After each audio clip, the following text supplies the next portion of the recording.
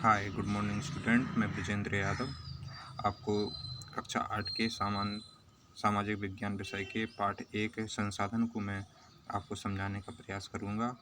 और इसके अंतर्गत पाठ 1 में जो है संसाधन के बारे में बताया गया है, तो जिसके अंतर्गत एक छोटी सी कहानी के माध्यम से इसको प्रारंभ किया गया है।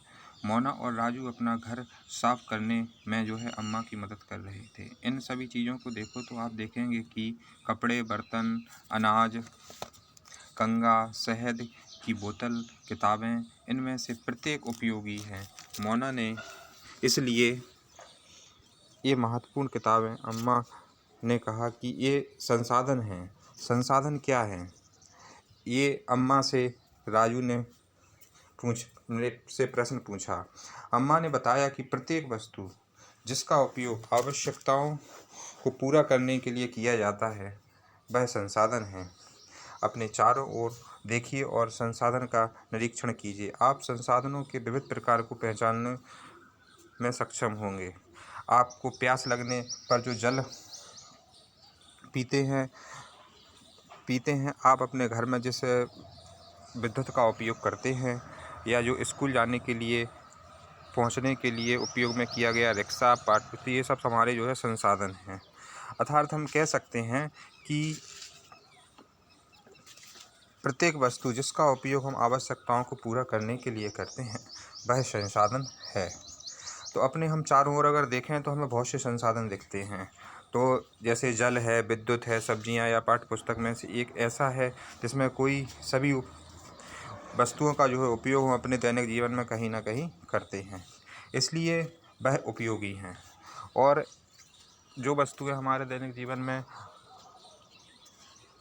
उपयोग में आती हैं वो वस्तुएं संसाधन कहलाती हैं, एक तरह से देखा जाए तो कोई भी वस्तु संसाधन कैसे बनती है, इस चीज़ को अगर हम जानें तो इसका प्रयोग और उपयोगिता आदि के आधार पर इसके मूल्य प्रदान किए जाते हैं। सभी संसाधन मूल्यवान होते हैं। तो मूल्य का अर्थ क्या होता है? एक तरह से अगर देखें तो मूल्य का अर्थ ये होता है कि कुछ संसाधनों का आर्थिक मूल्य होता है जबकि कुछ संसाधनों का आर्थिक मूल्य नहीं होता है। उदाहरण था, धातुओं का जो है आर्थिक मूल्य अधिक होता है लेकिन एक मनोरम दृश्य का आर्थिक मूल्य नहीं होता है, परंतु ये दोनों संसाधन महत्वपूर्ण है, मनुष्य की आवश्यकताओं को पूरा करते हैं। अब हम देखेंगे कि संसाधन किसे कहते हैं, ये तो आपने समझ लिया है। अगर इसके अंतर्गत देखा जाए तो जो हमारे प्रत्येक वस्तु जिसका उपयोग हमारी आवश्यकताओं को पूरा करने के लिए किया जाता है उसको हम संसाधन की संज्ञा दे सकते हैं। अब हम देखेंगे कि संसाधन कितने प्रकार के होते हैं। तो सामान्यतः अगर हम देखें तो संसाधनों को हम कई वर्गों में वर्गीकृत कर सकते हैं, जिसके अंतर्गत संसाधनों को हम प्राकृतिक संसाधन के अंतर्गत भी वर्गीकृत कर सकते हैं। मानव निर्मित संसाधन और मानव में वर्गीकृत किया गया है। अब इसके अंतर्गत हम प्राकृतिक संसाधनों को देखेंगे तो प्राकृतिक संसाधनों के अंतर्गत जो संसाधन प्रकृति से हमें प्राप्त होते हैं और अधिक संशोधन के बिना उपयोग में लाए जाते हैं तो उनको हम क्या कहते हैं? प्राकृतिक संसाधन। जिसमें वायु, जिससे के द्वारा हम सांस लेते हैं, नदियाँ जिसके द्वारा हमें जल मिलता है, और मृदा, खनिज, ये सभी जो है प्राकृतिक संसाधन हैं। इन संसाधनों में बहुत से प्रकृति के जो है निःशुल्क उपहार हैं और सीधे ही जो है उपयोग में लाया जा सकता है। कुछ परिस्थितियों में प्राकृतिक संसाधनों का सबसे अच्छी तरह से उपयोग करने के लिए औजारों और प्रौद्योगिकी की आवश्यकता होती है। इस प्रकार हम देख सकते हैं कि प्राकृतिक संसाधन हैं, इनको भी हम 2 वर्गों में वर्गीकृत कर सकते हैं। इनको भी हम कितने वर्गों में वर्गीकृत कर सकते हैं? 2 वर्गों में वर्गीकृत कर सकते हैं। अब इसके अंतर्गत हम देखेंगे कि ये जो प्राकृतिक संसाधन हैं, तो प्राकृतिक संसाधनों को भी हम 2 वर्गों में वर्गीकृत कर सकते हैं। अब देखेंगे कौन कौन से। तो एक वास्तविक संसाधन होते हैं और दूसरा संभाव्य संसाधन होते हैं। ठीक है।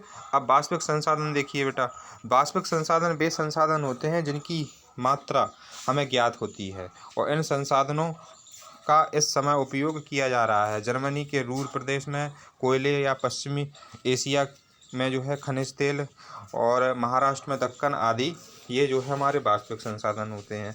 अब संभाव्य संसाधन वे संसाधन जिनकी संपूर्ण मात्रा ज्ञात नहीं है और इस समय इनका प्रयोग भी नहीं किया जा रहा है। इन संसाधनों को भविष्य में उपयोग किया जा सकता है। इस समय जो हमारा प्रौद्योगिकी स्तर है वह संभवतः संसाधनों को आसानी से प्रयोग करने के लिए पर्याप्त रूप से उन्नत नहीं है। लद्दाख में पाया गया जो है यूरेनियम संभाव्य संसाधन का एक उदाहरण है, जिसका उपयोग भविष्य में किया जा रहा है।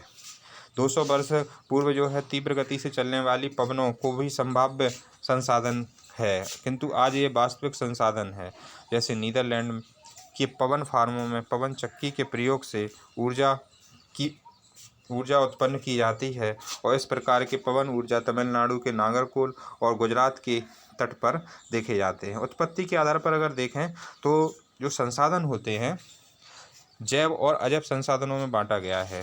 तो जैव संसाधन के अंतर्गत निर्मित वस्तुएं होती हैं, अजैव संसाधन निर्जीव वस्तुएं होती हैं, और जबकि जैव संसाधन कैसी होती हैं, सजीव होती हैं, जिसमें मृदा, चट्टान और खनिज अजैव संसाधन के अंतर्गत आते हैं, और पेड़ पौधे एवं जीव जंतु जो है जैव संसाधन के अंतर्गत आते हैं।